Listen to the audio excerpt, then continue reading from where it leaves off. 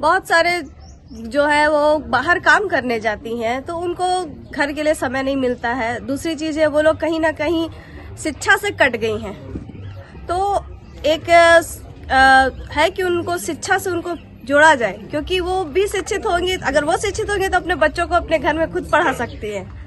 और दूसरा चीज है अपने पैरों पे खड़ी होंगी तो कहीं ना कहीं वो अपने घर में थोड़ा तो सपोर्ट करेंगे।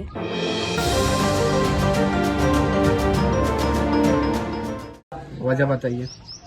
वजह बहुत बड़ी है। जैसे मैंने पहले अपने इंटरव्यू में कहा था कि शिक्षक को केवल स्कूल तक सीमित नहीं होना चाहिए।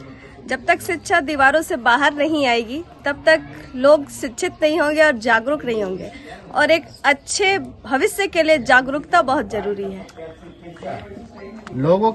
लोगों के बीच एक नवाचार है कि कुछ नया हो, कुछ बदलेगा तो ही कुछ नया होगा। जब तक बदलाव नहीं होगा तब तक कुछ नया नहीं होगा। तो बहुत बड़ी समस्या है, शायद मतलब इससे कुछ ज्यादा ही हम लोगों का आमना सामना हो रहा है। लोगों का आक्रोश इतना है कि वो सीधे सीधे दुत्कारने की स्थिति में आ जाते हैं कि वोट मांगने आ गए हैं, क्या किए हैं मेरे वार्ड में।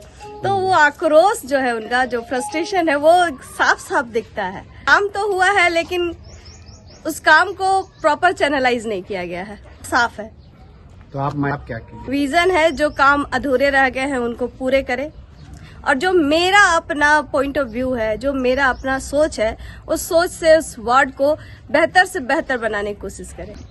महिलाओं के लिए बहुत सारी यहाँ दीदी लोग हैं जो SHG ग्रुप्स चलाती हैं। बहुत सारे जो है वो बाहर काम करने जाती हैं तो उनको घर के लिए समय नहीं मिलता है। दूसरी चीज है वो लोग कहीं ना कहीं शिक्षा से कट गई हैं, तो एक है कि उनको शिक्षा से उनको जोड़ा जाए, क्योंकि वो भी शिक्षित होंगी। अगर वो शिक्षित होंगे तो अपने बच्चों को अपने घर में खुद पढ़ा सकती हैं। और दूसरा चीज है अपने पैरों पे खड़ी होंगी तो कहीं ना कहीं वो अपने घर में थोड़ा तो सपोर्ट करेंगे। अपील के लोगों से अपील करिए।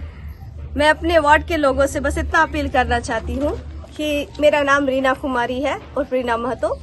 मैं वार्ड 38 से पार्षद प्रत्याशी के रूप में आपके सामने प्रस्तुत हो रही हूँ, और मेरा क्रम संख्या 4 है और मोतियों का हार। आप सभी से निवेदन है कि 23 तारीख को अपने घर से निकले और अपने विश्वास को जिताएं।